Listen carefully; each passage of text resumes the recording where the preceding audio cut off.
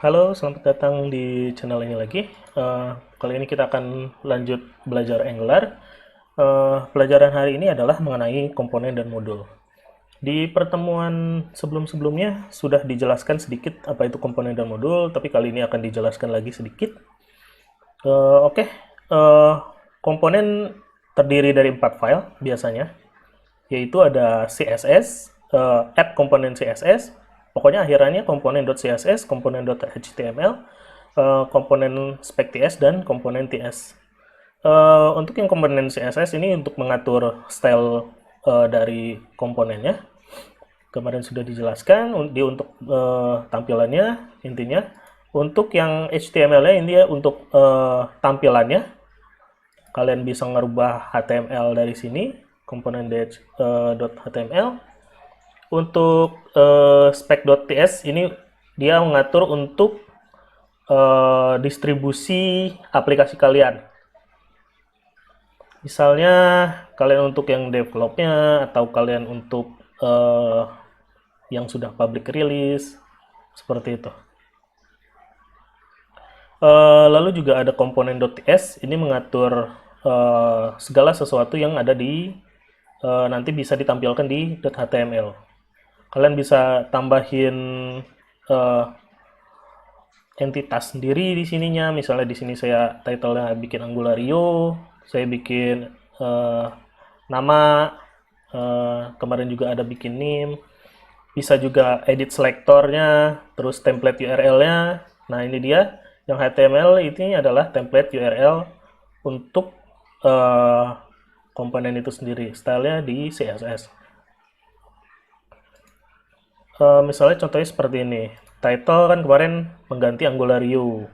Ini adalah title-nya, ini adalah nama, name-nya masih kosong di sini karena dia tidak masih dikosongkan. Untuk meng-create-nya kalian bisa misalnya di sini. Nah, untuk menambahkan komponen, kalian cukup create ng spasi g itu artinya global, terus c untuk komponen, terus nama komponennya apa, misalnya nama komponennya adalah user login misalnya seperti ini misalnya. Oke. Penjelasan komponen seperti ini. Sekarang kita masuk ke modul. Modul itu apa sih? Modul itu adalah kumpulan daripada service, dari komponen. Komponen di dalam modul ini bisa banyak ya. Jadi bisa ada komponen. Misalnya ada modul namanya modul untuk user. Nah, di komponennya kita bisa bikin user login, user register, user sign out. Terus user nih ngapain aja sih kerjanya di aplikasi kita, seperti itu. Nah, modul juga bisa mengimport modul lain. Contohnya, dia mengimport segala sesuatu yang ada misalnya di Angular modul, atau modul yang kita buat sendiri, atau di root modul, atau third party modul yang ingin kita import. Kita juga bisa mengekspor modul kita ke Angular modul, ke modul yang lain, ke third party modul, atau ke komponen, directive, atau pipe lainnya. Kita juga bisa membuat service layanan untuk aplikasi kita di dalam modul ini. Ya, sederhananya seperti itu. Modul adalah kumpulan daripada service. Kita bisa kumpulan daripada service, terus berbagai macam komponen, directive, dan pipe. Kita juga bisa import modul lain, kita juga bisa ekspor modul yang kita buat sendiri. Contoh sederhananya, kita akan bikin modul. Modul ini kita LC dulu. Kita terminate dulu. Kita akan bikin modul users misalnya. Jadi ng spasi g untuk global, m untuk modul, misalnya users.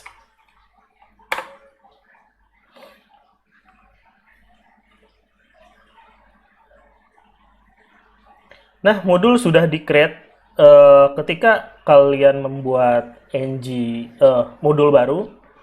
Modul yang baru ini akan di bawah folder daripada aplikasi. Nih, bila kalian lihat, modul ada di sini. Dia sudah membuat otomatis folder sendiri dan user modul.ts seperti ini. Sekarang kita bikin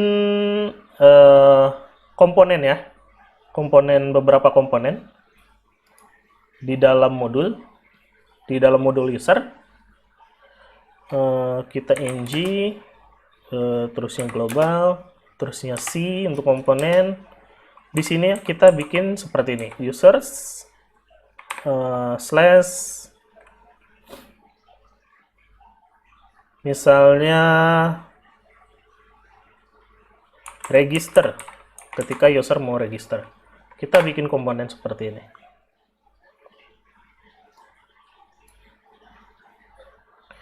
Nah, ketika kalian membuat komponen baru dengan seperti ini, bila kalian lihat, nah, user slash register, maka komponen baru register itu dia akan berada di bawah modul user.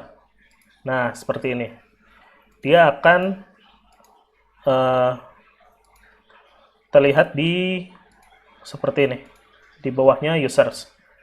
Kita bikin dulu komponen-komponen yang lainnya.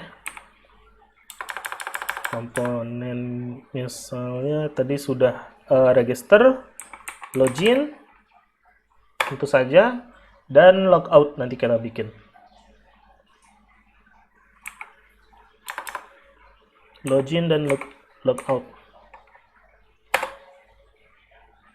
Bisa dilihat ya, dia sudah otomatis membuat nah ini dia. Ada banyak komponen di bawahnya modul user. Seperti ini. Nah, jika kalian misalnya contohnya create-nya tanpa create, misalnya di sini saya bikin untuk komponen baru, misalnya usernya beli, ingin membeli sesuatu, misalnya seperti ini. Nanti si komponen beli ini dia tidak akan berada di bawah user, tapi di bawah app. Seperti itu. Kita coba ya, untuk latihan saja.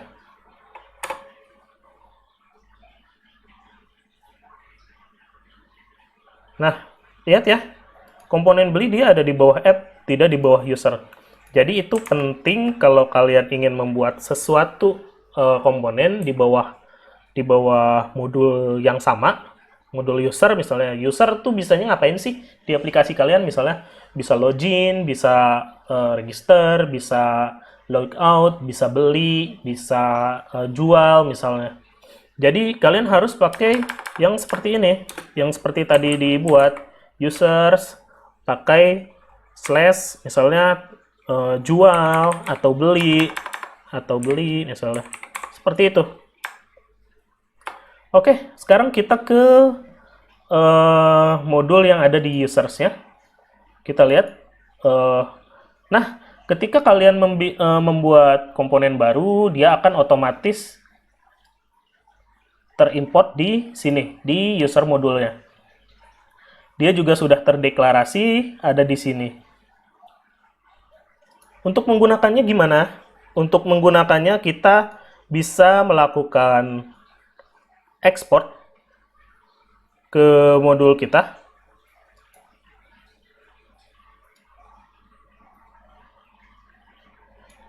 Contohnya seperti ini. Kita tambahkan tanda koma. Lihat ya, kalian harus perhatikan untuk Node.js ini, kalian harus pakai tanda koma di sininya. Export.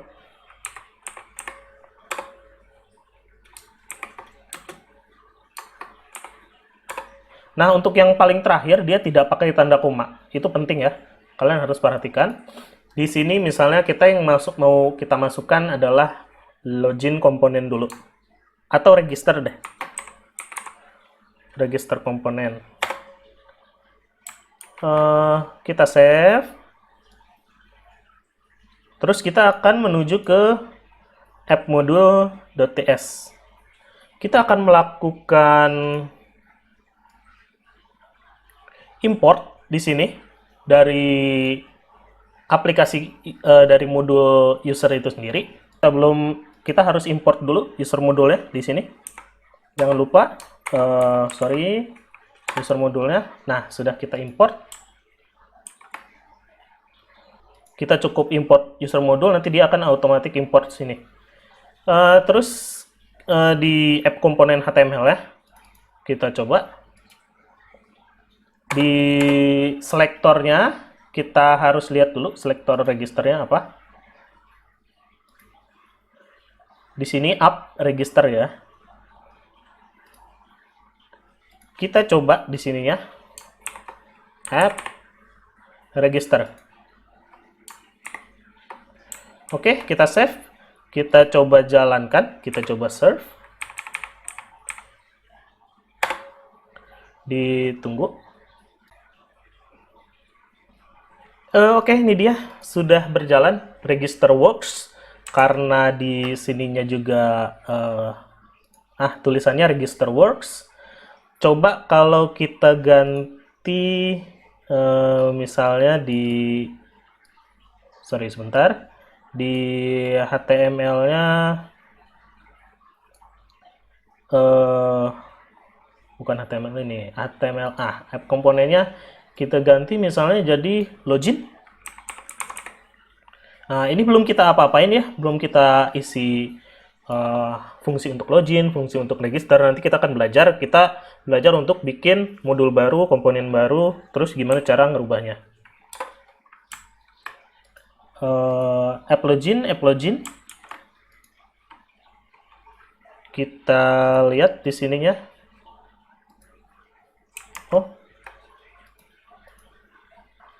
Oh, ininya belum diregister ya, kawan-kawan. Saya lupa, sorry. Kita ekspor juga yang login ya. Terus logout-nya juga harus kita register. Nah, seperti ini. Jangan lupa komanya. Kita save, kita lihat.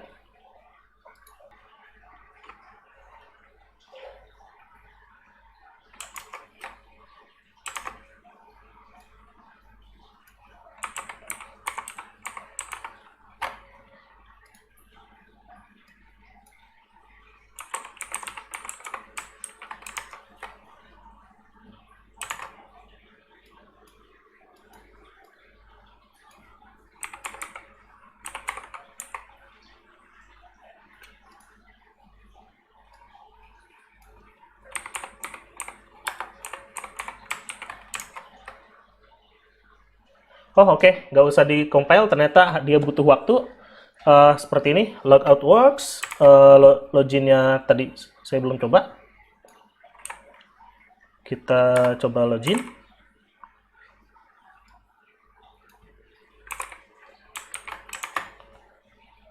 Oke, sudah works. Nanti kita akan bikin fungsi login, logout, dan register ya. Oke, sampai sini dulu. Kita belajar register, bikin modul baru, bikin komponen-komponen baru yang ada di dalam login. Kita bikin satu modul users. Dia ada 3 komponen di dalamnya, yaitu komponen login, register, dan logout. Nanti kita akan bikin lagi fungsinya seperti apa. Dia fungsi login, fungsi register, dan fungsi logout. Tapi itu nanti. Yang penting intinya sekarang bagaimana cara bikin komponen, cara bikin komponen-komponen di dalam modul, cara edit modul, dan cara ngeroutingnya tadi seperti tadi ya. Oke, sampai sini aja videonya. Jangan lupa di like, jangan lupa di subs, share juga ke teman-teman kalian kalau kalian rasa video ini bermanfaat. Oke, sampai sini dulu. Sampai jumpa di pertemuan yang selanjutnya.